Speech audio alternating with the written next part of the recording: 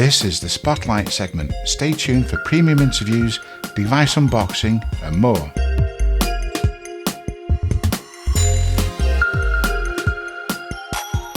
And now we move to the Spotlight section, and it's a double bill this week, and it's a very significant first half of this.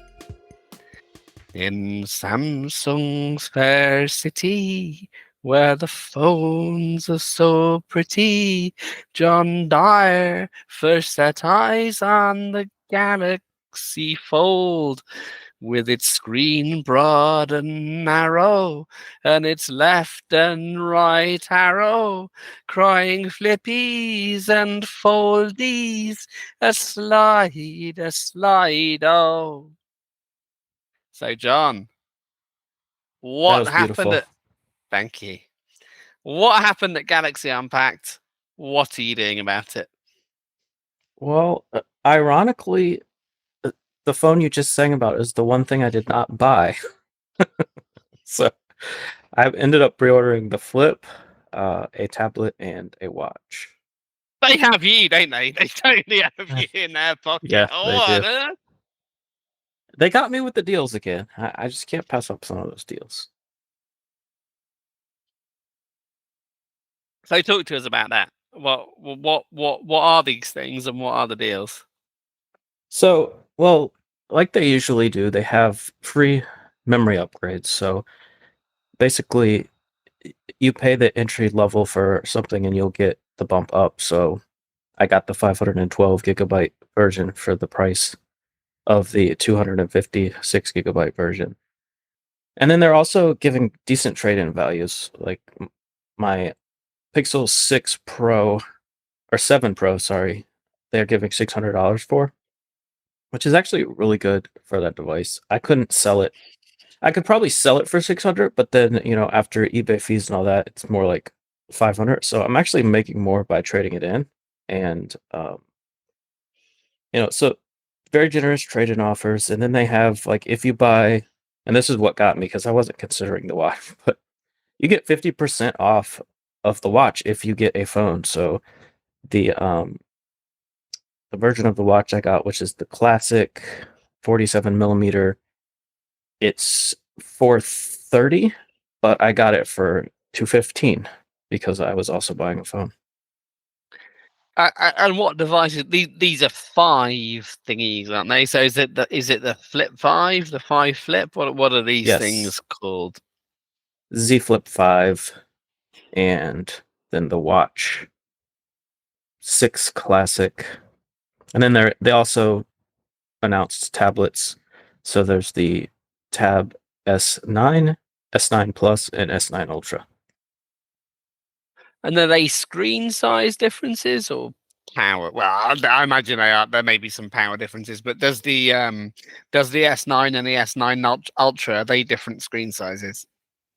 Yeah, so the S9 is an 11-inch. The S9 Plus is 12.5 or something around there, and then the Ultra is around 14.5.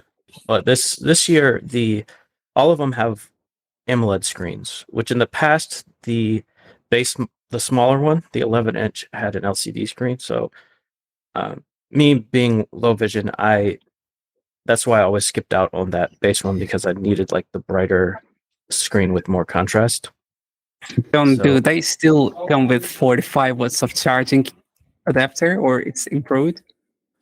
I'm assuming it's the same because they didn't mention it. The thing they did, the SD card storage is still there, and they've added an IP rating, so they're IP68 now, which is kind of a first for a mainstream tablet to have that IP rating, which means it's dust and water resistant. Does that mean you can read your book in the bath? Exactly. I know you've had issues before with devices in the bath, I think. I did drop an iPhone in the bath a few years ago, and that was the end of that. Yes, that was annoying. So, John, will you try that with the fridge again, like you did in the Pixel tablet? Yeah, I don't think this is going to attach. I'm not going to try that. There's no magnets on there. Well, I guess there is a magnet for the pen, but it's a very weak magnet for the stylus, I should say. And will it S Pen? Will it dock? Like, I mean, because a 14-inch tablet that is only a tablet sounds quite big to me. And I know that you can probably get like a third-party manufacturer keyboard case for it, but can you make it like a slightly more legitimate laptop? Like, is there something like a Surface has that actually makes you think it might be a laptop? Yeah, you can. It is actually pretty laptop sized once you get a keyboard case for it with a kickstand. Feels a lot like a Surface. But yeah, that it's heavy when you use it as a tablet. That's actually what I'm trading in is the S8 Ultra from a year and a half ago.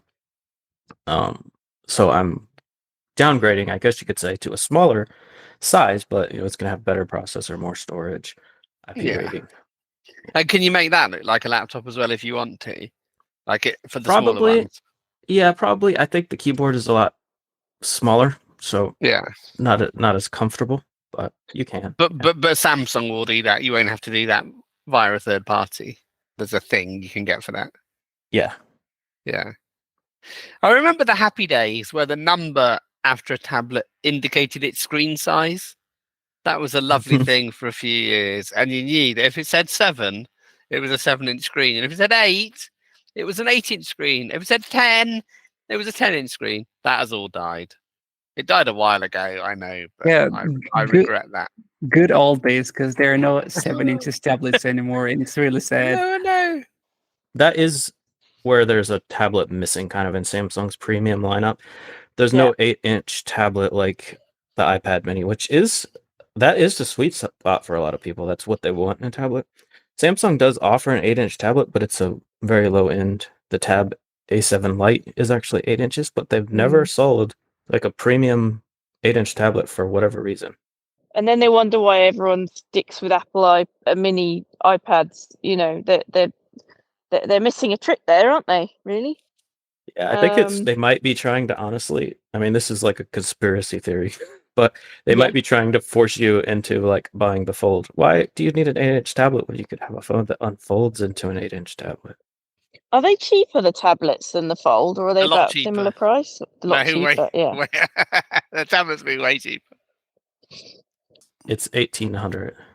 Yeah, and the tablet's like. And Samsung would argue if you bought a phone and a tablet, it would cost more than that. Well, that's what Warren was saying. You're still only getting one device. Yeah, but that is true. But the thing is, if I have each, I can use them separately. Yeah. Or at the same time. Exactly. That's what I mean. Yeah. But here's the problem that I have with the 14-inch tablet. Frankly, that's a laptop territory in there. And the craziest thing is that Samsung is not including a keyboard. If you want to buy that separate keyboard, it's like $349. For a keyboard? Yes. And so I don't know why. Frankly, I don't think even if I were a tablet person, that is getting a little too heavy. That's a laptop. I don't think I would want that. That was why I asked John the question, you see, about whether you could dock it. And presumably that's what the keyboard does. It's a bit more than the keyboard, but it shouldn't cost $350. Is the Microsoft Surface that sort of competition, I guess, for it in some exactly ways? Does that one come with a keyboard, or do you have to buy that separately? I just saw the price and went, I'm never buying one of those. I think you have to buy it separately. I don't think it's $249 though. No, it's not quite that much. I think they sell different types of keyboards. I don't think they're more than 200 though. Could be wrong. Because Apple have never done a keyboard, really, have they? I'm just thinking across the whole spectrum. You have to buy. The store have them, but they're not made by Apple. They're made by other people. Yeah, that's right. Logitech do the Apple store sell them though. Oh yeah, but it's not like a Microsoft keyboard or it's not an Apple key. But weirdly, Apple do sell keyboards that don't attach to their devices. They'll sell. I know. Whatever that. Yeah. But you can't. They won't sell the clip-on things. Which is really weird. It's good that Samsung do a keyboard at least, rather than making you buy someone else's. But actually, I think in real life, a lot of people will go and buy cheaper ones if they're $349, because that's really ridiculous. You didn't buy the keyboard then, John? No, the keyboard they were offering with the model I got, because the keyboards are cheaper for the smaller ones, it was $140 and it was half off, so I could have gotten it for $70, but I wasn't really interested in a keyboard. Oh, so you didn't get one? Okay. There used to be some amazing iPhone keyboard cases, obviously none made by Apple, but you could go to like dodgy little hole in the wall shops and get them. And you could some of them were really big keys as well. You could slide it out and it'd be pretty big. And, the phone would sit on top, and it was quite an amazing setup. And so if you don't want to pay that for the Samsung Tab, a lot of people will make keyboard cases that clip. So especially for Samsung. So I wouldn't worry too much if you don't want to pay $349, but you do want an attached keyboard. Obviously, if you don't, just buy a Bluetooth keyboard for nothing and just Bluetooth it.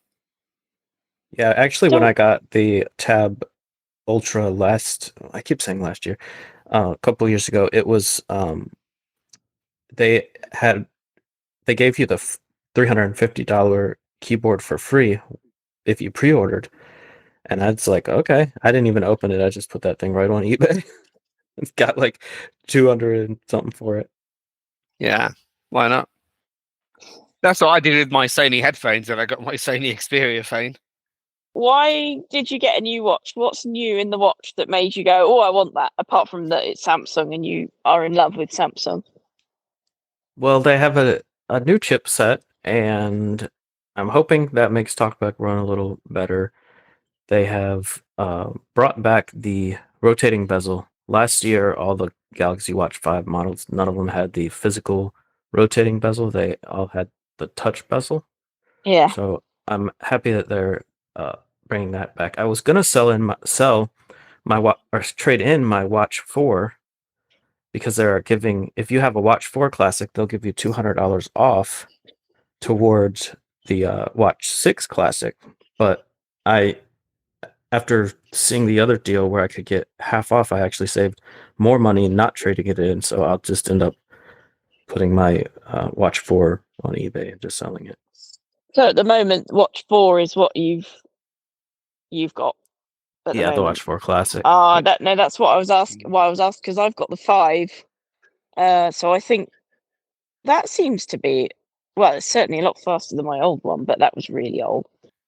I think the good thing about the Watch 6 is the fact that, it gets a little more bump in several areas. And besides, it's going to be coming out of the box with Wear OS 4, and which is supposedly going to be better in every way. So I hope that promise is kept.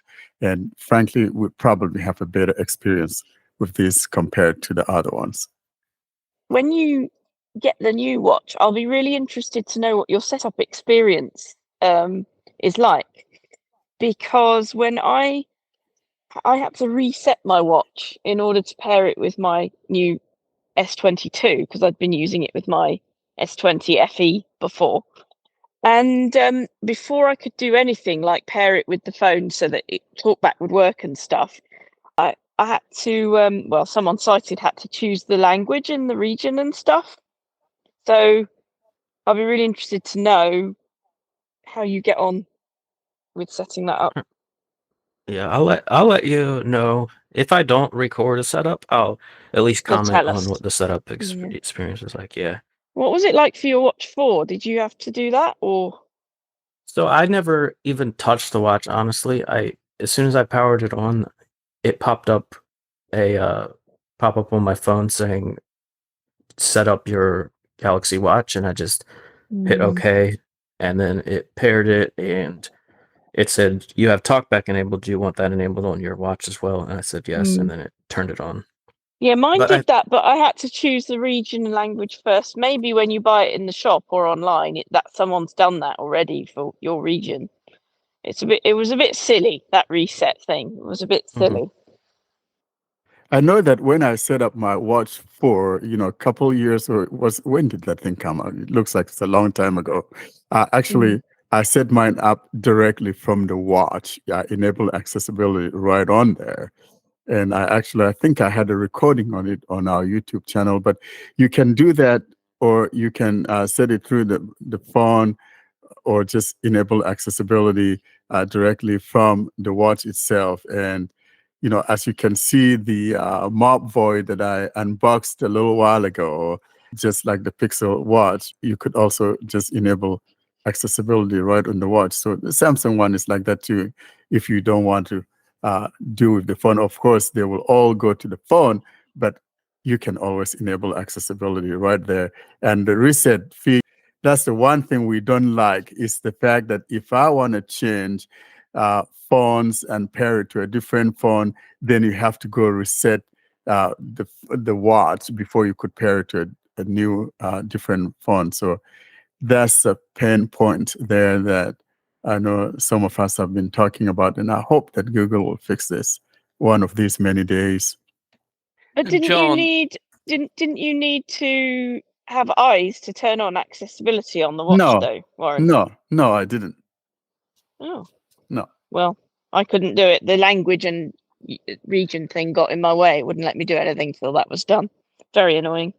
Yeah, but the setup screen, once you're on the setup screen, you could enable that accessibility. And then I know back then with my Watch 4, all I did was I put down my 2 fingers on there. Yeah, I tried that. And didn't work. And it worked for me. But with the newer Wear OS that we have, and at least for the Google and the Mop Void, is the triple tapping of that power, and that enables accessibility. Oh, so maybe that might have worked, because I thought it was the 2 fingers, and I did that because that worked on my S22 when I had it. When I first switched it on, the 2 fingers worked. So I thought it'd be the same for the watch. How confusing! Why can't it all be the same? And we know that John now is a cross between, like, is he a Dickensian character? Is he Vernon Dursley? Is he Merle Stone out of David Copperfield, or as I say, Vernon Dursley? He's never touched his watch. He did it from the phone, and now the watch is going on eBay. He's selling his child. I think that's awful. The poor Watch 4. John is a bad man. I thought that John unboxed the Watch 5, though. What he said is he never touched his Watch 4. That was the Watch 4. He's emotionally neglected it. That's close to accurate. It's emotionally neglected. He set it up from his phone, and now he's selling it. Like, Merle Stone was kinder to David Copperfield than that. Like, Vernon Dursley was kinder to Harry Potter than that. He's just been the whole caboodle. Like, you could not be crueler by indifference. Indifference is cruel, and that's what you've done. I hope you reflect on your error. What a pounding. That's enough, Ed. No, it's not. It's never enough. You're getting it in the next item anyway. So before we move on, I just want to mention a couple things about the phones. So there's not too much new this year when it comes to the Fold. The improvements are that it now folds completely flat. There's no gap when it's shut. Wait a minute, John. I have to stop you there right now. The improvement to the Fold is that it folds properly. Like, did it not use the fold properly? It didn't. It did not fold properly. There was a gap, so like debris could get in there while it was in your pocket if you didn't have very clean pockets. Yeah. So now, similar to the Pixel Fold, when it folds completely flat. Of course, they've upgraded the processor, and that's honestly about it. And the last thing I wanted to point out is that both of these now start at 256 gigabytes, which I hope is going to be a trend going forward. I can't imagine that they'd make the Flip 5 start at 256 and then not have the S24 start at 256. So I think that's a good sign going forward. And I hope other manufacturers sort of adopt this to have the base storage on their flagships, at least, to be 256. Visit accessibleandroid.com or download Accessible Android from Google Play Store for text tutorials, tips and tricks, and more to make most out of your Android device.